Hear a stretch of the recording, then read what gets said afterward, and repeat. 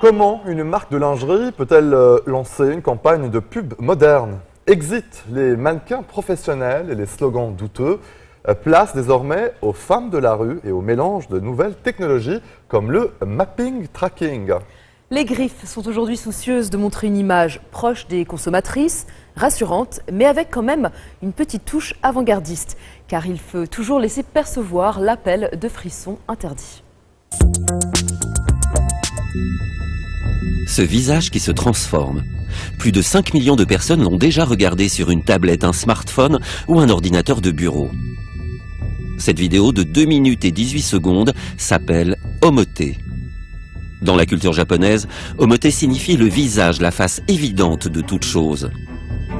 Ce projet artistique est le fruit d'une collaboration entre les artistes japonais Nobumichi Asai, spécialisé dans les arts numériques, Hiroto Kuwahara, artiste maquilleur, et le français Paul Lacroix, ingénieur en création d'images digitales.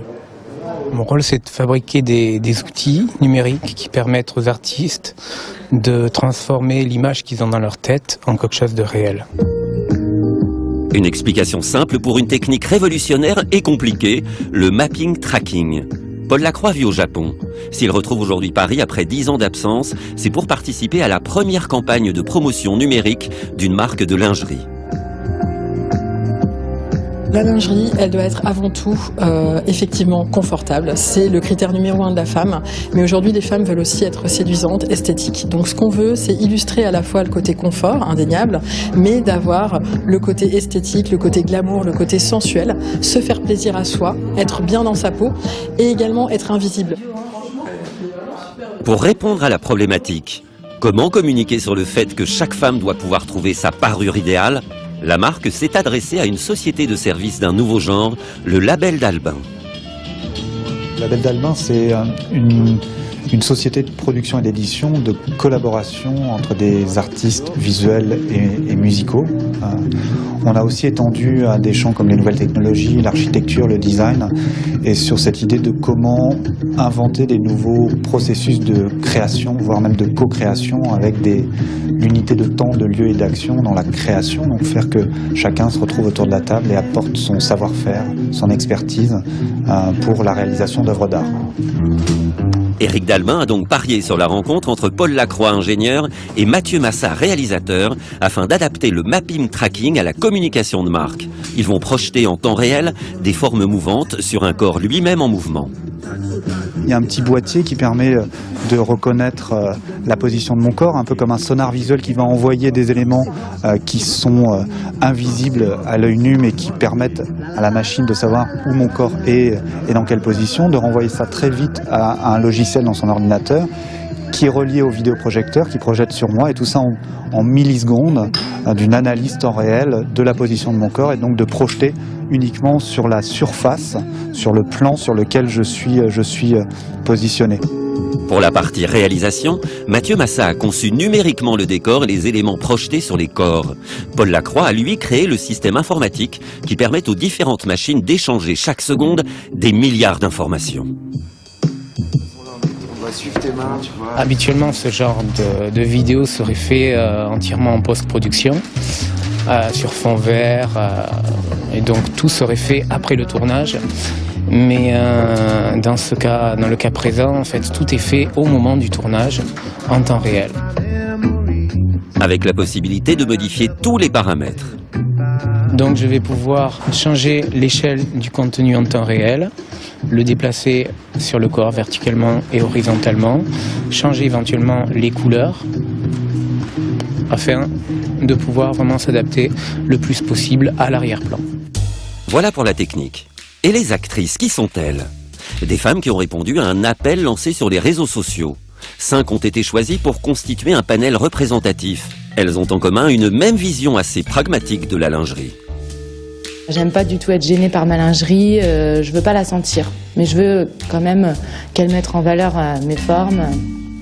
Voilà, je veux pas avoir quelque chose d'imposant et qui me gêne dans mes mouvements. Liberté de se montrer en toute liberté.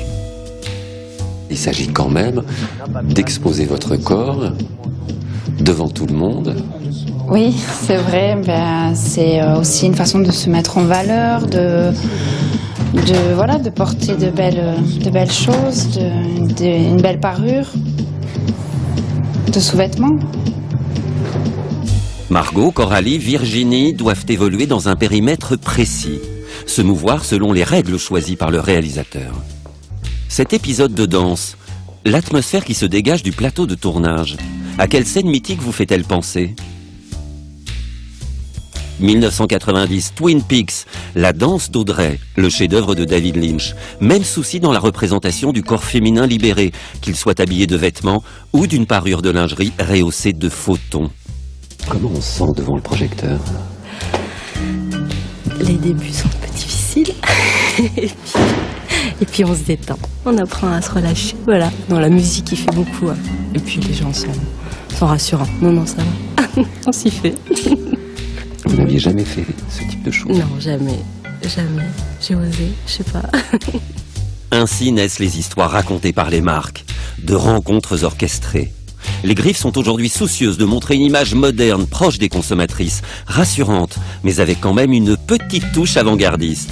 Car il faut toujours laisser percevoir l'appel de frissons interdits.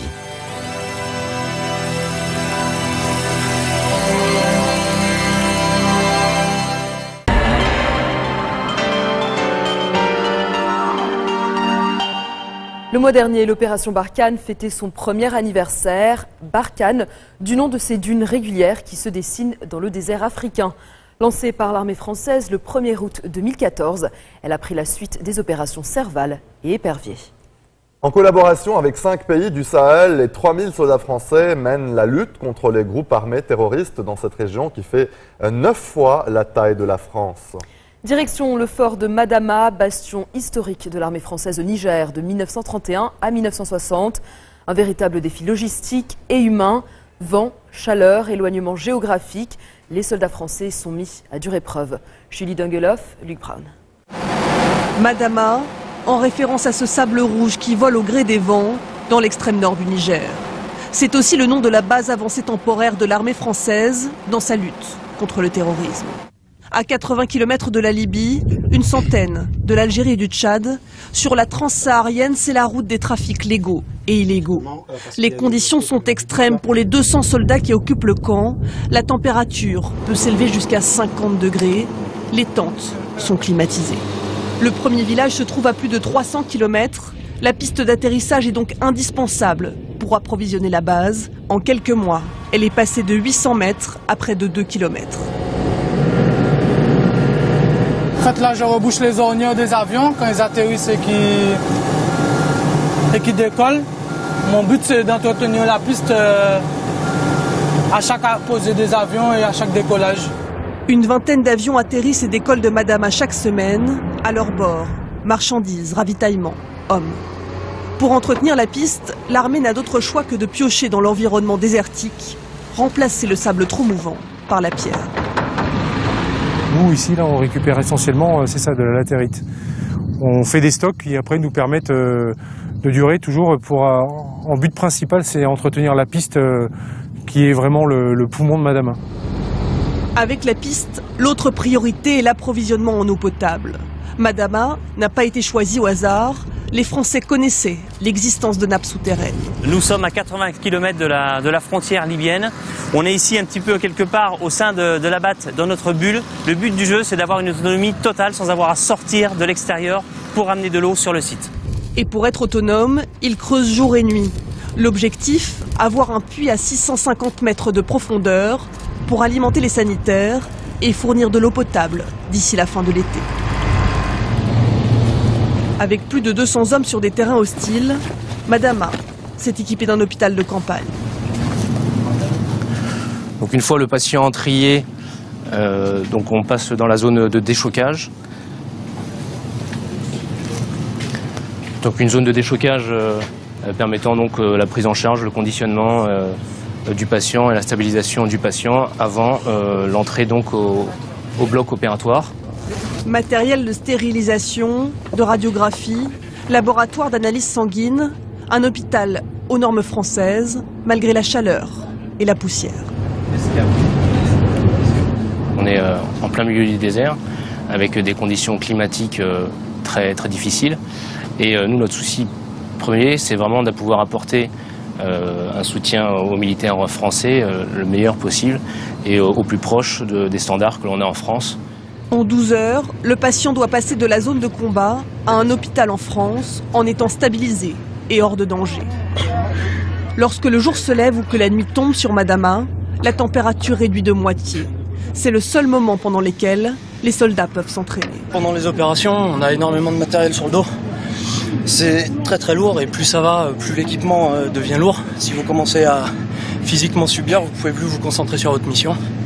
Et forcément, vous perdez sur le plan opérationnel. Les travaux continuent jour et nuit sur la base de Madame A. Bâches pour protéger les véhicules du sable, habitat en dur, cuisine pour les soldats. Officiellement, base avancée temporaire, l'infrastructure est de plus en plus perfectionnée et laisse à penser que les soldats français sont partis pour rester. Après une année d'opération, l'armée française affirme que 125 terroristes ont été mis hors de combat. Parmi eux, 65 ont été faits prisonniers. L'opération Barkhane, c'est aussi 150 caches fouillées en plein désert, 20 tonnes de munitions détruites et 3500 kilos de drogue saisis. Un bilan encourageant pour une mission qui risque de s'inscrire dans la durée. Restez sur Futur TV, on se retrouve juste après la pause. À tout de suite.